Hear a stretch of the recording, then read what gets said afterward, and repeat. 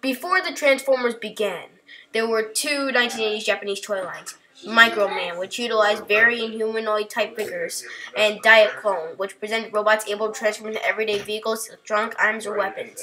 Hasbro, first from the success of their G.I. Joe Real American Hero toy line, which used the Micro Man technology to great success, bought the Diaclone toys, and partnered with Takara. Jim Shooter and Dennis O'Neil were hired by Hasbro to create the backstory. O'Neil also created the name Optimus Prime.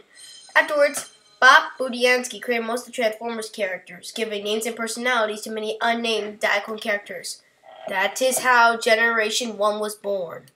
The primary concept of Generation 1 is that the heroic Optimus Prime, the villainous Megatron, and their finest soldiers crash land on prehistoric Earth in the Ark of the Nemesis before awakening in 1985. Cybertron hurtling through the neutral zone as it affected the war. The Marvel comic was originally part of the main Marvel universe, with appearances from Spider-Man and Nick Fury, plus some cameos, as well as a visit to the Savage Land. The Transformers TV series began around the same time. Produced by Assemble Productions and Marvel Productions, later Hasbro Productions, from the start it contradicted Budiansky's backstories. The TV series shows the Autobots looking for new energy sources and crash landing as the Decepticons attack. Marvel interpreted the Autobots as destroying the rogue asteroid approaching Cybertron. Shockwave is loyal to Megatron in the TV series, keeping Cybertron a stalemate during his absence, but in the comic book he attempts to take command of the Decepticons. The TV series would also differ wildly from the origins Budiansky had created for the Dinobots, the Decepticon turned Autobot Jetfire, the Constructicons, and Omega Supreme. The Marvel comic establishes early on that Prime wields the creation matrix, which gives life to machines. In the second season, the two-part episode The Key to Vector Sigma introduced the ancient Vector Sigma computer, which served the same original purpose as the creation matrix and its guardian, Alpha Trion. In 1986, the cartoon became the film The Transformers the Movie, which is set in the year 2005. It introduced the Matrix as the Autobot matrix of leadership, as the fatally wounded Prime gives it to Ultra Magnus. However, as Prime dies, he drops the Matrix, which is then caught by Hot Rod, who subsequently becomes Rodimus Prime later on in the film. Unicron, a Transformer who devours planets, fears his power and recreates a heavily damaged Megatron as Galvatron, as well as Bombshell or Skyward becoming Cyclonus, Thundercracker becoming Scourge, and two other Insecticons becoming Scourge's huntsmen, the Sweeps. Eventually, Rodimus Prime takes out the Matrix and destroys Unicron. The movie had some of the original cast members, but it also featured some guest voices from celebrities like Leonard Nimoy, Scatman Crothers, Casey Kasem, Eric Idle, and Orson Welles. The third season followed up the movie, with the revelation of the Quintessence having used Cybertron as a factory. The robots rebel, and in time the workers become the Autobots and soldiers become the Decepticons. It is the Autobots of transformation. Due to popular demand, Optimus Prime is resurrected at the conclusion of the third season, and the series ended with a 3-episode story arc.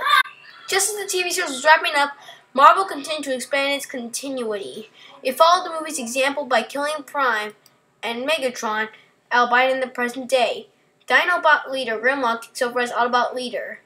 In the UK, Prime introduces the created Transformers, the service material body that is planet Cybertron and fight its nemesis Unicron.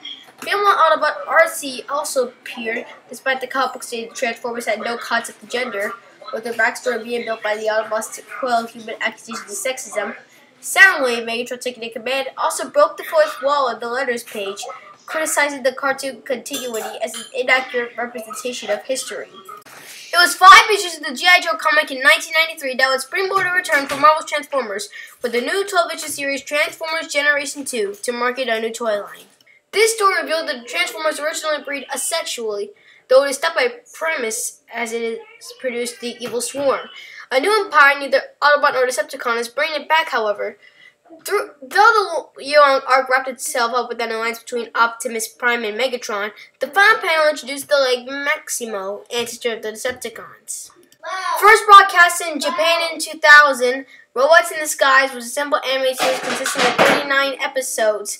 It was exported to other countries in subsequent years. In this continuity, Megatron recreates the Decepticons as a subfaction of the Predacons on Earth, a potential reference to the return to the vehicle-based characters following the previous dominance of the animal-based characters of the Beast eras. It is a standalone universe with no ties to any other Transformers fiction, though some of the characters from Robots in Disguise did eventually make appearances in Transformers universe, including Optimus Prime, Ultra Magnus, Cyber, and Prowl. The show is heavily centered in the U.S. due to its content of buildings being destroyed and terrorism references after 9/11 attacks on the World Trade Center. The show was eventually banned from cable TV networks in the U.S. In 2007, Michael Bay directed a live-action film based on Transformers, with Steven Spielberg serving as executive producer.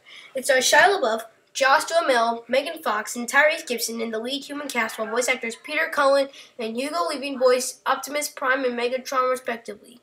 Transformers received mixed to positive reviews and was a box office success.